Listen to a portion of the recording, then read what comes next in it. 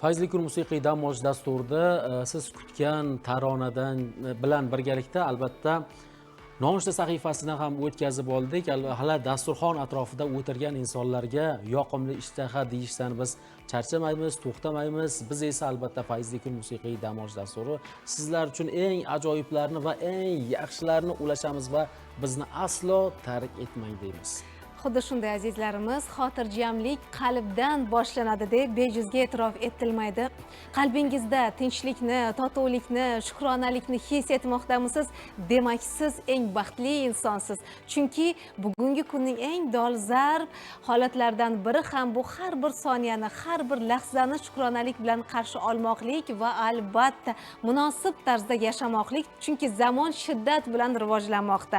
O'qish, o'rganish, yangiliklarga hamroh bo'lish, necha yosh bo'lishligimizdan qat'iy nazar biz bilan birga ekan, demak biz o'z o'rnimizga ega, yetuk, malakali mutaxassislardan biriga aylanamiz.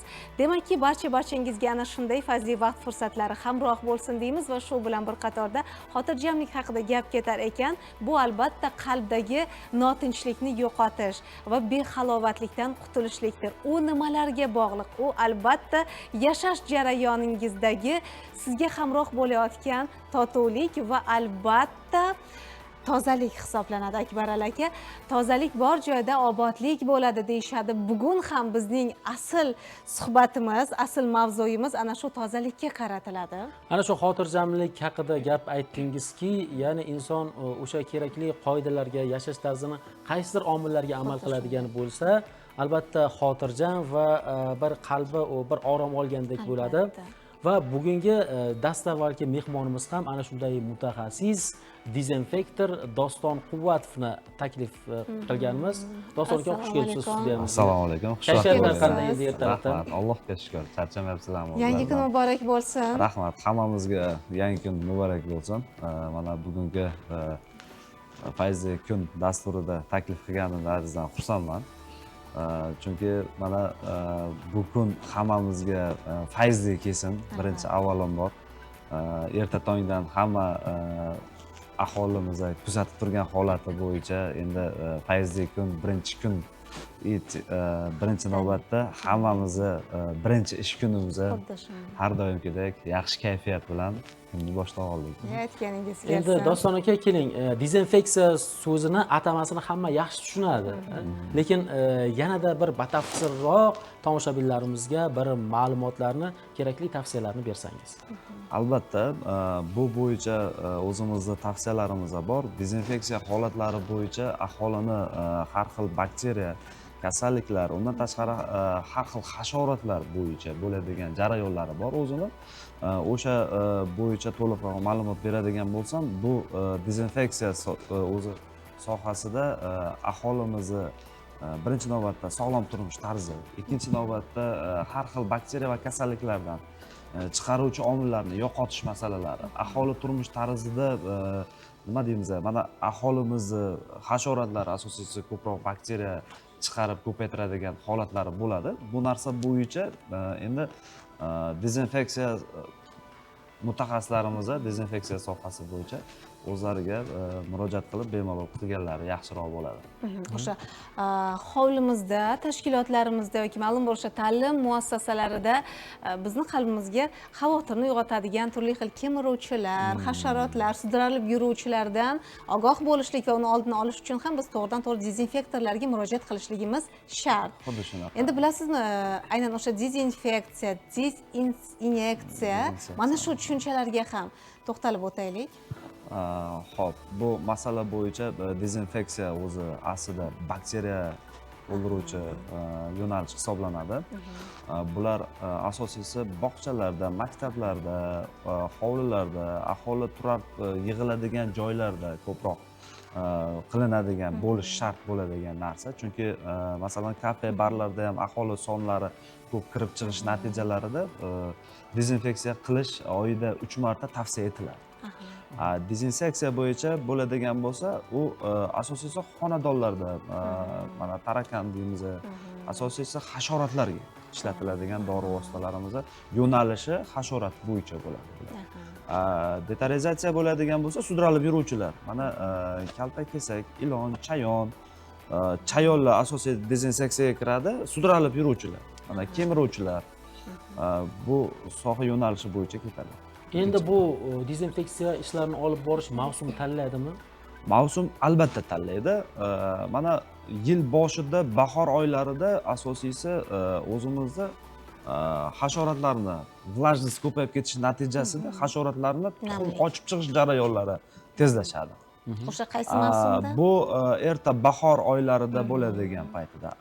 Kuz hozirgi yoz oylarida esa issiqlik natijasida bularni ochib chiqish jarayoni jadallashadi. Yana ham tezlashadi issiqda. U natijasida mana kuz oylarida kelib turib bularni yana g'umbak hosil qilib, endi ayrim hasharotlar deb ayta olaman. Bu hasharotlar bo'yicha ular yana kelajakda tuxum qo'yish jarayonini boshlaveradi.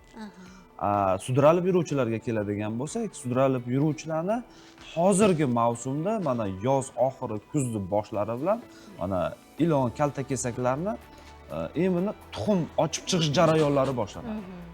Bular hozir ayni paytda hasharotlarimiz yetilib bo'lgan paytida hasharot bilan oziqlanish jarayonlari boshlanadi. O'shaning uchun tavsiyalarimiz ko'proq mana shu paytida hasharotga qarshi dezinseksiya qilish kerak. Keyin detarizatsiya yo'nalishi bo'yicha bu sudralib yuruvchi hasharotlarga ham qarshi mana shu xavfni oldini olinadi. Kimyoviy moddalarni, preparatlarni tayyorlash va ularni ishlatishda aholini salomatligini, xavfsizligini himoya qilish chora-tadbirlari qanday amalga oshiriladi? Albatta to'g'ri savol berdingiz. Bu masala bo'yicha bizda o'zi Sog'liqni saqlash vazirligi huzuridan berilgan o'zini dori vositalari bo'ladi. Обязательно odamda odam salomatligiga qarshi birinchi ochratda biz qayg'uramiz. Bu masala bo'yicha o'zini dori vositalari bor. Masalan, hasharotlarga qarshi dori vositalarimiz bor. U aholidan tashqariga, hovlilarga sepiladigan dori vositalari bor. Uni ham zararlilari ham bor. Uy ichida sepiladigan, masalan, mana tarakan klapalarga sepiladigan dori vositalarimiz bor. U bezzapxniy bo'ladi, odam salomatligiga mutlaqo zararsiz. Hidsiz bo'ladi. U faqat sepilgunicha oldida turmasligi kerak.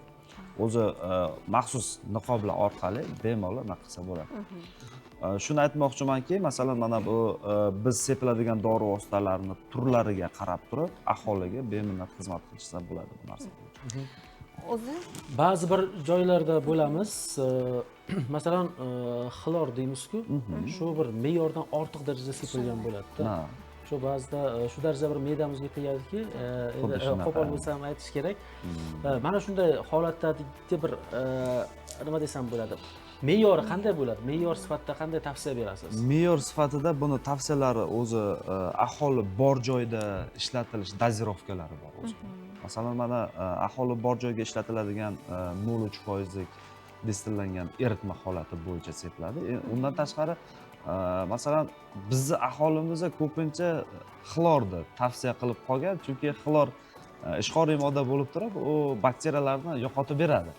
Endi xlorda ham o'zini joylari bor, sepiladigan joylari bor, sepilmaydigan joylari bor. Misol uchun, agar u xlorni metallga sepib qo'ysangiz, zanglatuvchi xususiyatga ega. Misol uchun, mana uni bemalol devorlarga, masalan, odam yuradigan atroflarda bemalol sepsa bo'ladi, faqat metalldan tashqari. Undan tashqari metallga o'zi ishlatiladigan dezinfeksiya dori vositalari bor, отдельно. Ular hidsiz bo'ladi, lekin bakteriyani 100% samarali natijada qilib yo'qotib beradi. Ba'zi bir odamlarni kuchsizlantirib yiqitib qo'yish ham hech gap bo'lmasa, agar masalan xuddi me'yordan shunaqa. juda ortiq sepilib yuborsa. Me'yordan ortiq sepilgandan keyin buni salbiy oqibatlari juda ko'p. bu zaharlanish. Bu zaharlanishga olib keladi bu narsa. O'zi dezinfeksiya ishlarini amalga oshirishdan avval binoni, xonani qanday bir tayyorlab olish kerak? Dezinfeksiya qilishdan oldin xonani birinchi navbatda atrofni tozalab, changlarni artib olib, keyingi holatlarda bemalol dezinfeksiya qilib turib, keyingi yo'nalishga o'tsa bo'ladi. Endi masalan hozir bizni butun bir Qashqadaryo viloyati bo'ylab kuzatib o'tirishda, ya'ni vohamizdagi deylik harorat deymiz, iqlim deymiz, muhit deymiz, yana qandaydir bir hasharotlarning chiqishi o'sha darajalari qanday? Nimalarga siz, bog'liq? qanday bir tajribangizdan kelib chiqib bir fikrlaringiz bilan o'rtoqlashsangiz, qaysi hududlar bilan bog'liq bir fikrlaringizni aytib o'tsangiz. Rahmat bu savol uchun. Men bu narsa bo'yicha o'zimni mutaxassisman kelib chiqib ko'p joylarda ko'rdik. Endi O'zbekiston miqyosida ishlab holatlarni kuzatdik. Aholi joylarda hozirgi kunda termit degan bir hasharotimiz bor. Bu termit sariq chumoli mahalliy tilda. Undan tashqari vahmak deydi o'zimizni aholimiz o'rtasida ommabop so'zlarda bu. Endi termitlar bo'yicha ko'p aholimiz jabr chekyapti-da. Chunki aholini ko'chib ketish holatlari, misol uchun chora topisha olmaganliklari holatlari ko'p bo'lyapti, kuzatilyapti. Chunki Qashqadaryoda ham bu narsa mavjud o'zi, hamma joyda desa ham bo'ladi deyarli. Bu narsa bo'yicha umuman qo'rqmaslik tavsiya qilinadi. Buni o'zini dori vositalari bor. Misol uchun uni suyuqlik dori vositasi bor, o'zini priminkalari mana Fanlar akademiyasidan ishlab chiqarilgan dori vositalari bor, o'zini maxsus u bo'yicha ham mana hozirgi kunda qo'shni respublikamizda Qozog'istonda ham hozir mana takliflar chiqib turibdi. Ularda dori vositasi yo'qligi sababli holatlar kuzatilyapti. Ularda ham shu choraga sizlarga yechim bor deb bizaga aloqaga chiqishdi. Biza xudo xolasa ham undan tashqari Tojikistonda bu narsa bo'yicha. Chunki bu 100% natija bo'ldi-da. 100% natija bo'ldi. Undan tashqari bizda dezinfeksiya qilib bergandan keyin dokumentalniy qilib registratsiya qilib ketiladi. Termitlarda o'zini 7 yildan 10 yilgacha bo'ladigan jarayoni bor. Bularda ko'payish vaqti bor. Mana mart, aprel, may oylarida bular uchuvchi bo'ladi. Har yili mart, aprel oylarida misol uchun mana g'arbdan sharqqa qarab uchish kuzatiladi ko'proq. Bular ona termitlar uchadida bir marta qanot bilan o'sha joyga tushadi. U bilan ketdi. Shu bilan 15-20 yil bir sutkada 30 mingta tuxum chiqadi. Tuxum ochib chiqadi. 30 mingta tuxum ochib chiqadi. Bunday olib qarasangiz, shu uchun vahimali ekanda. Shuning uchun ham vahimali. Ko'pchiligiga tavsiyalarimiz bor. O'zimizni masalan qurilish qiladigan paytda fundamentda izolyatsiya qilingan holatda stachka qilib turib, tagini ham izolyatsiya. Bu izolyatsiya qanaqa holatda? Qora sakkiz bilan qilib turib, endi bu aholi uchun foydali narsa. Keyinchalik bu dalnishni bo'lmaydi. Batamom yo'qotishda imkonlari bor. Keyin o'sha uyni ustini yopishda ham o'sha taxta bolalardan emas, temir trubalardan foydalanishni tavsiya qilsangiz kerak, chunki buni zarari menimcha yoki o'sha siz aytgan fundamentdagi izolyatsiya foyda beradimi? Fundamentdagi izolyatsiya juda katta foyda beradi. Undan keyin tashqi taraflama, chunki bu pasta bo'ladi, ona asosiysi uchib kelgan paytida devoringizni tirqishdan kirib turib, o'sha joyga o'sha ko'payishni boshlaydi. Bir kunda 30 mingta. Bu endi biza tarafda bitta holatimiz bor. Mana aholi devor qilgandan keyin ustini обязательно fasadini shkatorka holati bilan yopadi. U yopilib yerga berilgandan keyin chunki ona termit bolalari ham, ishchi guruhlari ham pastda bo'lgandan keyin u pastdan tepaga qarab shkatorka qilasiz, siz shlaka blok qilinadimi, pishig'ish qilinadimi, ustini yopdingiz, orasidan tirqishdan chiqib ketadi. Sababi u shkatorka holati bo'yicha u quriydi baribir. U qurigandan keyin orasida zazor qoladi, pastdan to'proq holati nam olib chiqib, o'ziga yo'l qilib tepaga chiqib ketadi. Endi tavsiyalarimiz asosiysi fundamentda izolyatsiya qilingan holatda iloji boricha tavsiyalarimiz juda mana shu narsa bo'yicha bo'ladi aholimizga. Iloji boricha mana dezinfektorlar, xususiy dezinfektorlarning hammasi ham qilavermaydi bu narsa bo'yicha. Bizda ham undan tashqari tarixiy obidalarni ko'proq junbuzishga keltiradigan narsa bu termitlar. Ikkinchi hasharot turimiz bor, bu yog'och qurti hisoblanadi. Yog'och qurti Koloradskiy juk oilasiga mansub hisoblanadi. Bu yog'och qurti mana eski yog'ochlarimiz, tarixiy obidalarimizda qolib ketgan, saqlanib ketadigan joylari bor. O'shani teshib ichiga tuxum qo'yib tashlaydi. Bular ham ayni paytda hozirgi kunda ko'payadigan payt jarayon hisoblanadi. Bularni ham oldini olishning iloji bor. Bularni ham hozir iloji bor. Bunda 4 ta dezinfeksiya usulidan foydalanadi. Fumigatsiya gazli modda, undan tashqari yana qo'shimcha dimovoy bilan oxirida uni karantinga olish tavsiya qilinadi. Sababi o'ta kuchli zaharli dori hisoblanadi. Demak, zararli hasharotlardan aziyat chekayotgan xalq, aholi bemalol sizlarga murojaat qilib, munosib yechim topyapti. Xuddi shunaqa. Hozirgi kunda 10 mingdan ortiq o'zimizni mana mahalliy holat bo'yicha o'zimizni mahalladan fuqarolarimiz biz bilan bog'lanib, ularni ishini hozirgi kunda ular ham xursand. Doston aka, juda foydali ma'lumotlarni, tavsiyalarni beryapsiz. Biz ham mana shu bundan xursand bo'layapmiz. Kerakli ma'lumotlarni albatta aholiga yetkazganimizdan va o'z navbatida dezinfeksiya ishlarini olib borasizki, agar kerakli vositalar bilan himoyalanmasa, bu yuqoridagi misollardan aytib o'tayotganingizdek, bu zararli oqibatlarga ham olib keladi. Xuddi shunaqa. Masalan, o'zingiz qanday vositalar bilan himoyalanasiz ko'proq o'sha dezinfeksiya ishlarini olib borayotgan paytda? Biza protiva gaz asosiysi, undan tashqari shlemlari bor, ochkilari bor. Tana qismini to'liq bartaraf qilinadi bu narsa bo'yicha. Yana bir o'rinli savol, hozir sizni har bir beradigan maslahatingiz, tavsiyangiz hammamiz uchun, bizni tomosha qilayotgan yurtdoshlarimiz uchun ham munosib bo'lmoqda va shu o'rinda o'zi dezinfektor kim? U qanday malaka talablarga javob berishi kerak, qanday bilimga ega bo'lishi kerak degan savollar bizda tug'ilyapti, chunki aholimiz, xalqimiz sizlarga ishonib o'sha maskanni, o'sha muassasani topshiryapti. Xuddi shunaqa, bunga o'zini maxsus ruxsatnomalari bo'ladi davlatimiz tarafidan. Mana prezidentimiz hozirgi kunda ko'proq mana xususiy dezinfektorlarni, ham bundan tashqari davlat tashkilotlari dezinfektorlari bilan tadbirkorlarga ham keng yo'l ochib berdilar. Bu narsa bo'yicha обязательно malaka talab qilinadi. Oliy ma'lumotli, undan tashqari laborant dezinfektor holatlari, undan tashqari asosiysi litsenziya talab qilinadi bu narsa bo'yicha.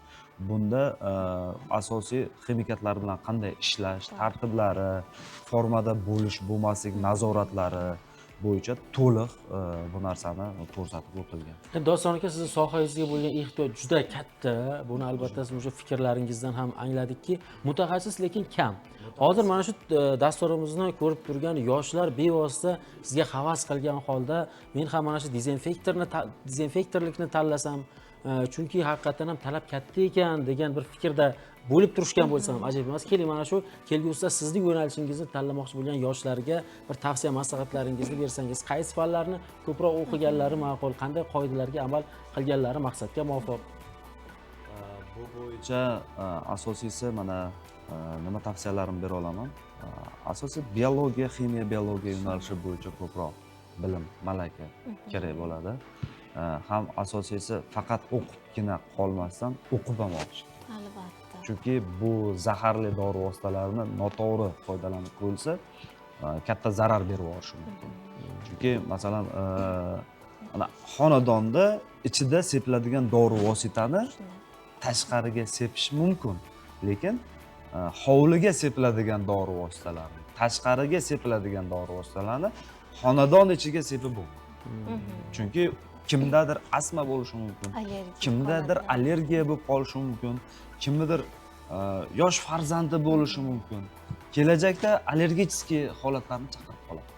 Endi o'zingiz ham taomlanish tartibiga e'tibor qaratasizmi, istaymizmi, yo'qmi, baribir o'sha preparatlar bilan birgasiz va aynan o'sha siz borgan xonadon bo'lsin, tashkilot bo'lsin, insonlarga ham qanaqa maslahat berasiz? Dezinfeksiya ishlaridan so'ng organizmni tozalab olishlari uchun ular ham nimalarga e'tibor berishlari kerak? Bu bo'yicha o'rinli savol berdingiz. Bu bo'yicha o'zimizda ham chora-tadbirlarimiz bor. Birinchi navbatda sutli mahsulotlar. Sutli mahsulotlar organizmni tozalaydi, qondagi xolesterinlarni yaxshilaydi. Ko'proq ayron deymizmi? Hozirgi o'zimizning mahalliy tilda mana shunaqa qatiq, sutli mahsulotlar bizda birinchi o'rinda turadi. Kefir, sutli mahsulotlarda. Bu chunki zaharlanishni oldini oladi. Albatta. Juda anaqada yaxshiroq. Keling, hozir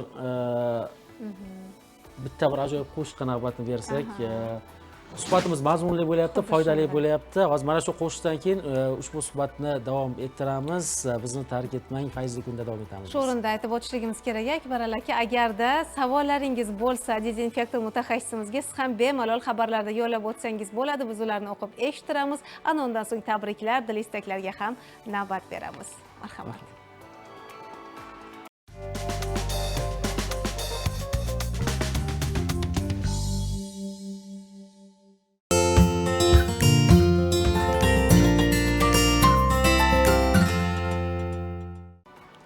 Barchaga bugungi kunning zavqini, shukuhini va eng munosibi kun so'ngiga borgandan so'ng xotirjamlikni so'rab qolamiz. Chunki bugun men qanday amallarni bajardim, menga hamroh bo'layotgan voqealar va albatta kun boshidan rejalarim qanchalik ijobat bo'ldi degan savollar ayniqsa uyquga, yostiqqa bosh qo'yishdan avval bizga hamroh bo'ladi. Ana shu savollarga munosib javob topishlik uchun esa harakatlarni hozirdan, ayni paytdan boshlamoqligimiz lozim.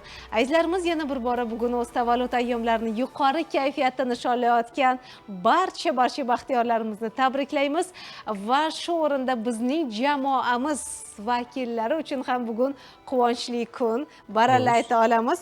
Chunki kun boshidan men o'zgacha bir tabassumni, qalblaridagi quvonchni Qashqadaryo teleradio kanali operatori Abbos Tursunovda his etdim. Chunki ular uchun bugun haqiqiy ma'noda ularga hayot bergan, har soniyada, har daqiqada ularni qo'llab-quvvatlab, pand nasihatlari, duolari bilan to'g'ri yo'l ko'rsatib kelayotgan munis, mushtipar onajonlari Feruza opa Ahmedovaning tavallud topgan kunlari ekan.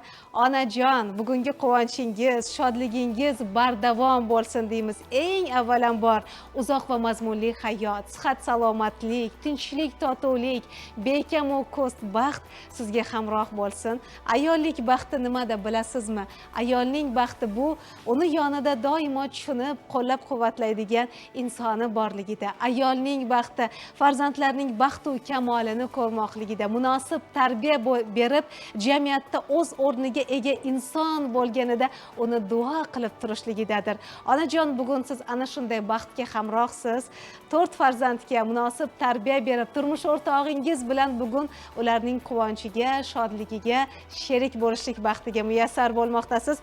Yana bir bora barcha aziz insonlaringiz va xususan Abbosbek nomlaridan sizni tabriklar ekanmiz. Endi barcha farzandlaringizning dil istaklarini mana shu chiroyli she'riy tuhfada siz tomon tuhfa etsak.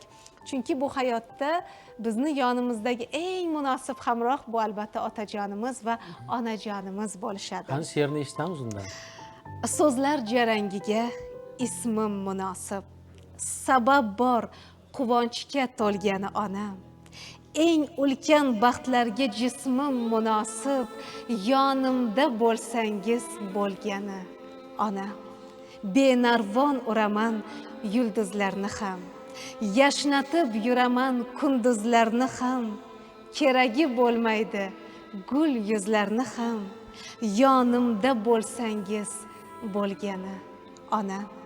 Poyingizga sochay gullar sarasin, dunyo havas bilan sizga qarasin, mehringiz davolar ko'nglim yarasin, yonimda bo'lsangiz bo'lgani ona.